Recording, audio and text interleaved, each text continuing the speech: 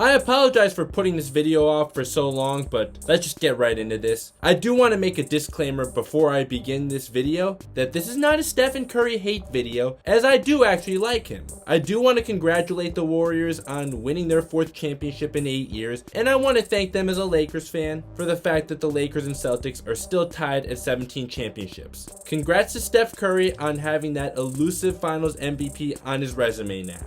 With that said though, yes, some Steph Curry fans really need a reality check about where Steph ranks all time. All time lists are very subjective though, let's just make that clear. But just to say that Stephen Curry is the greatest point guard of all time now, or top 10 player of all time, I'm sorry, I don't agree. And people who are claiming that obviously never saw past generations and just want to go with what the media is pushing to them. Now, as blasphemous as it would be to me to say Steph is passing guys like Larry Bird, Kobe, Tim Duncan, and as harsh as I may be on LeBron at times, I don't think Steph has surpassed LeBron in an all-time list either. But today I want to focus on Stephen Curry compared to past point guards in the NBA. Although I am at least glad to know that people aren't placing Stephen Curry above Michael Jordan. At least I don't think anyone is, and I certainly hope no one is. And I certainly better not see anyone say that Steph is better than Bill Russell or Kareem Abdul-Jabbar. But anyways, now I do think it's completely fair to say that this is the most impressive championship the Warriors have won out of their 4. And my friends who are Warriors fans have told me that this is their favorite one. However, as you see in the title and thumbnail, that is not the point of this video. I just want to let it be known that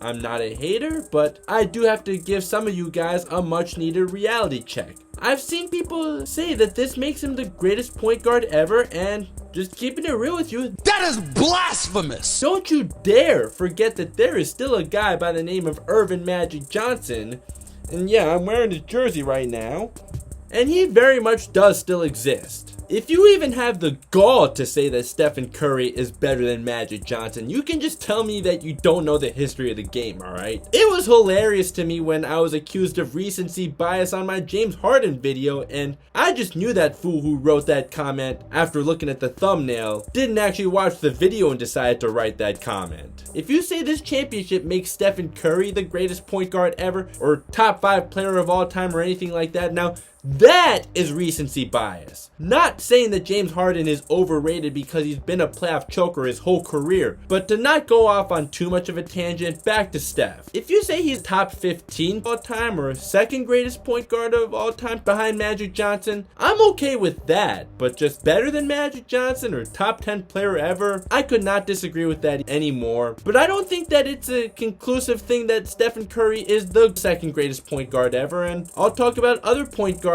that have a case too besides Stephen Curry. And if you think I'm hating because I'm not putting him in my top 10 players of all time, or don't think he's definitely the 2nd greatest point guard of all time, he only maybe, then I don't know what to tell you guys, because out of everyone who's ever played in the NBA since the 1940s, to think that Stephen Curry is top 20 at worst, or somewhere in the 2nd to 6th greatest point guard of all time range, to think that's hating, I think that's just wild to me. I will say this though, I do think that Steph made his case for a 2nd greatest point guard ever a lot stronger by finally winning Finals MVP, even though he should have won in 2015. However, I do want to hold up on saying that he absolutely most certainly is the 2nd greatest point guard ever. Now I'll start off by talking about why it's utterly disrespectful to Magic Johnson to say that Stephen Curry has surpassed Magic Johnson. But before I do, if you're smart enough to understand why that's so outrageous, if you could please consider dropping a like to help spread the word, that'd be much appreciated. Consider subscribing and turning on notifications for more sports content from me, and links to my social media are down below. Now to start off, Magic Johnson does still have more rings than Stephen Curry, and whether you guys like that or not, that does matter. The team sport argument, yeah, I've already debunked that before in my last basketball video. Also, as much as I don't like to use what ifs, if Magic Johnson was healthy in the 1989 finals, who knows what would have happened. Now, I'm not at all saying that the Lakers would have won that finals if Magic Johnson was healthy, but they surely would have at least had a better chance, and definitely wouldn't have been swept if Magic Johnson didn't injure his hamstring in game 2 of that series. This is also Kareem's last season, and he just really wasn't the same player anymore at that point in his career, yet Magic Johnson still led the Lakers to their 8th finals appearance of that decade. We also all know the 80s were a much more physical era, and yes, that does make a difference. I'm not saying guys should be allowed to maul each other like they did back then, because that is dangerous. However, it is harder to score when the defense is allowed to be more physical. Also, whether you guys like it or not, size does matter. Magic Johnson being 6'9" allowed him to be more versatile. You can say Steph is a better shooter. Obviously, Steph is the greatest shooter ever, and Steph does play off the ball more, but Magic was able to start at center in Game 6 of the 1980 finals when Kareem was hurt. He put up 42 points, 15 rebounds, and 7 assists to win the series on the road. Can Steph do that even now while basketball has become more positionless than in the past? Definitely not. Positions do still matter, by the way, and they will for as long as basketball is played. I'd say Steph has maximized what a 6'2" guard can do at the NBA level, but that's just not enough to surpass Magic Johnson in the all-time ranks. Obviously, size is not end-all be-all, as I would take Allen Iverson over James Harden because Iverson had a lot more dog in him than James Harden, but that's for another discussion. Magic Johnson being 6'9" just allowed him to do a lot more. Magic being 6'9" allowed him to hit hook shots with either hand over 7-footers, such as the baby sky hook in Game 4 of the 1987 finals to win the game and take a commanding 3-1 lead. The fact that he was able to hit that over Robert Parrish and Kevin McHale. Yes, Steph may have his floater game, but he can't hit hook shots over 2 7-footers at once. Magic Johnson's height is also part of what helped him become such a great passer, the fact that he was able to see over smaller defenders a lot more easily.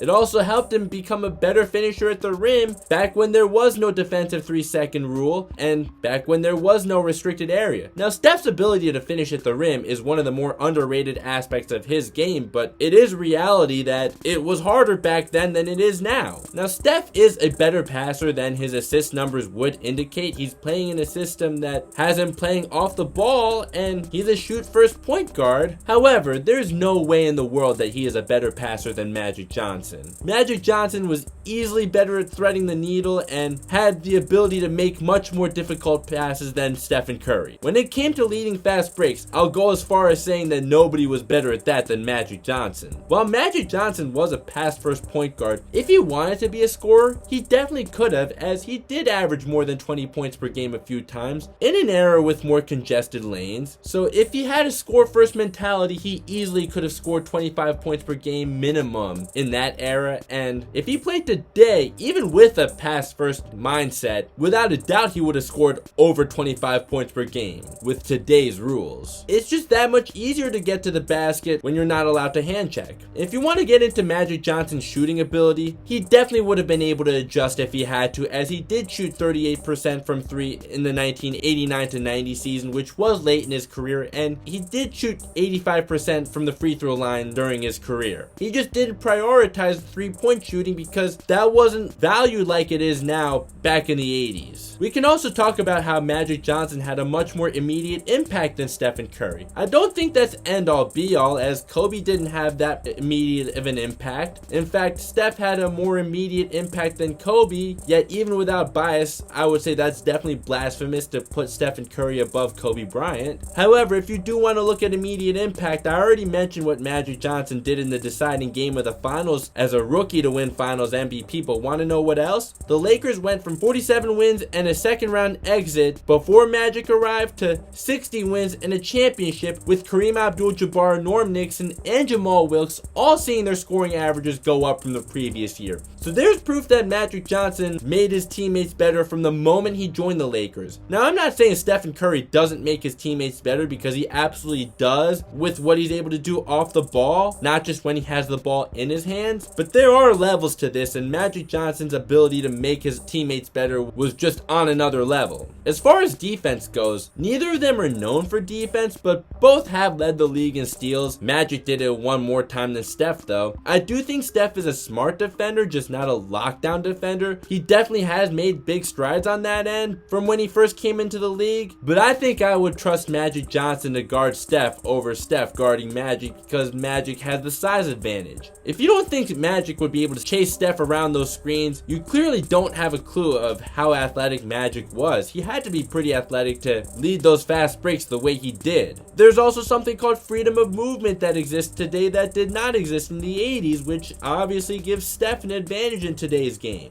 When it comes to longevity, while Steph is doing really well at that, winning Finals MVP at 34 years old, I don't think it would be fair, and I will bring this up later in the video for another point. Magic Johnson, as I pointed out in my video about Michael Jordan's competition, was very much still in his prime in 1991, his last season before a positive HIV test forced him to retire. He was second in MVP voting that year. What I didn't mention though in that video that I should mention now is that his Lakers beat the Portland Trailblazers in the conference finals. The Blazers won 63 games that year and made the finals the previous year and the following year. In that 1991 conference finals, Magic Johnson averaged 20.7 points, 12.7 rebounds, and 8 assists per game. Another thing that Magic can say about every single season of his career before the HIV announcement, and not including when he came back in 1996, the Lakers were a contender every single season. Stephen Curry can't say the same about his entire career. In the first 3 years, yes, the Warriors were a joke. Yes, Magic was drafted into a much better situation, but Magic did still make the Lakers go from a playoff team to a championship team as soon as he arrived. Even though I don't think Stephen Curry is that much to blame for the Warriors missing the playoffs last season, that did still happen, and he does still deserve a very small share of the blame for that. Now, I won't say you're crazy if you think that Steph solidified his status as the second greatest point guard ever, but to me, it really isn't a sure thing at all. If you've watched my previous videos, you know I have him pretty high up on my all-time point guard ranks. I've gone as far as saying he's second or third, but I have started to think that maybe even I might be ranking him a little bit too high. Maybe not. I don't feel that strongly about this, but I do think that there are guys, not even just Isaiah Thomas, that I think it's still reasonable to rank above Stephen Curry. Let's just keep in mind that Stephen Curry is playing in an era where rules do favor perimeter players on offense because of no hand checking and the fact that freedom of movement exists now. Now, I do think that Stephen Curry would still be a great player in any era. To say that he wouldn't would be extreme hating, but I really doubt that he would have the same offensive production if he did teleport back to an earlier decade. So here I go now comparing him to other point guards that deserve just as much recognition, if not more. Now, as much as you know, I don't like to use what if scenarios because we never know with these. This what if involving Jerry West to me is actually somewhat justified. We'll still never actually know, but it is something to think about. Jerry West averaged 27 points per game for his career before a three-point line existed. Now, if you're one of those plumbers and janitors and firemen people, my channel is not for you anyways. You clearly don't know how human evolution actually works if you think these guys are evolved. Jerry West is our grandparents' age for those of us who are in our 20s. He's not Homo erectus, he's the same species as we are, he breathes the same air as we do, so by your logic, did we evolve from our parents and our grandparents? Yes, humans do evolve, but those pre-merger guys are not Homo erectus, they're Homo sapiens just like us. In order for any significant or even noticeable change in a human being when it comes to evolution takes millions of years, not just a few decades, not even a century or not even a few centuries. The reason those guys don't dribble as fancy as Steph is because the rules back then where permissible hand placement on the ball was only the palm facing down. If you ever watch me dribble a basketball and you think that I'm a better ball handler than someone who played in the NBA, please don't be ridiculous. Jerry West definitely would have benefited from the three-point line if he played with one because he was that great of a shooter. With a three-point line, I definitely see him averaging 30 points per game for his whole career, something he did do for 4 full seasons of his career. Also, while we do want to be fair to LeBron about his finals record, and Jerry West's finals record is worse than LeBron's, something I know has always haunted Jerry West. However, what we do have to consider is that there were only 8 teams back in the 60s, and if you think that that made the competition weaker, Think about this. If we got rid of 22 teams today and put all their best players, or as many of their best players as possible, on the remaining 8, imagine how stacked those teams would look. Those games were legitimately wars because the amount of talent, it was more condensed back then. I would also say the excuse for if Bill Russell didn't exist is a lot more warranted for Jerry West and Elgin Baylor than the if Michael Jordan didn't exist for the pedophile and the anti-masker, capital insurrectionalist defender, because the Jazz only faced the Bulls twice in the finals. What about all those years that the Jazz didn't even make the finals during the Stockton and Malone era? Obviously, it wasn't just Bill Russell, but the impact Bill Russell had, even without scoring being a priority of his, does make him very much a GOAT candidate. I also mentioned this in a video I made last year. Jerry West was also an elite defender, and sure, that's not end all be all, but it most certainly does matter. Jerry West made 5 all-defensive teams in the last 6 seasons of his career, and before that, all-defensive teams did not exist. So if Jerry West played in today's era with looser dribbling rules and rules that favor perimeter players on offense, it's a what if, but I am certain of it that he would definitely benefit from it, and he could definitely have a better looking resume than Steph. I just won't conclude that he's better than Steph because I am using some what ifs, and I'll be consistent, I'm not the biggest fan of them. But I do think he should be given more of a benefit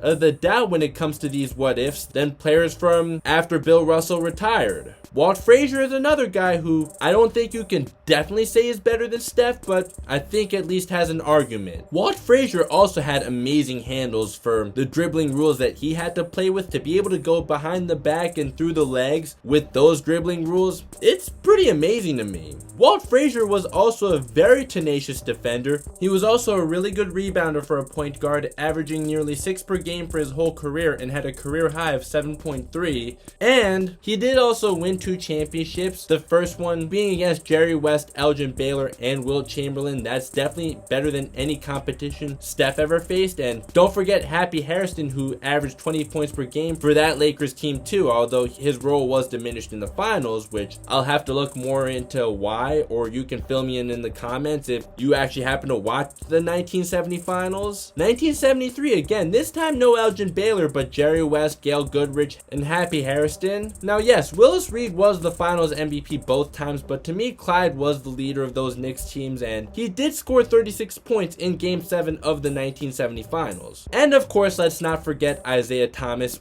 and Oscar Robertson. If anyone other than Steph is the second greatest point guard ever, to me it's Isaiah Thomas. He's a 2-time champion, a finals MVP. Yes, Stephen Curry has won more than Isaiah Thomas, but I think I could also argue that Isaiah Thomas's competition was tougher. Isaiah Thomas was able to take over some big playoff games at just 6-1 when the game was a lot more physical than it is today. A game that absolutely gets swept under the rug to me is when Isaiah Thomas scored 19 points in the last 94 seconds of Game 5 of the first round series against the Knicks to send that game to overtime in 1984. The Pistons did lose that game and the series, but for Isaiah Thomas to be able to pull that off as a 23-year-old, while Steph didn't play his first playoff game until he was 24, that is something to think about. There is also the game when Isaiah Thomas scored an NBA Finals record 25 points in a quarter in the 1988 Finals after he severely sprained his ankle. It's rare to see guys even play through injuries nowadays, but he put on a very gutsy performance while playing on one leg. Isaiah Thomas did score 43 points for that entire game, and yes, Stephen Curry does have a higher career high in the finals game with 47 points in Game 3 of the 2019 finals. However, Isaiah Thomas scored his 43 points in that 1988 finals game on one leg, which Stephen Curry can't say the same about his 47-point game.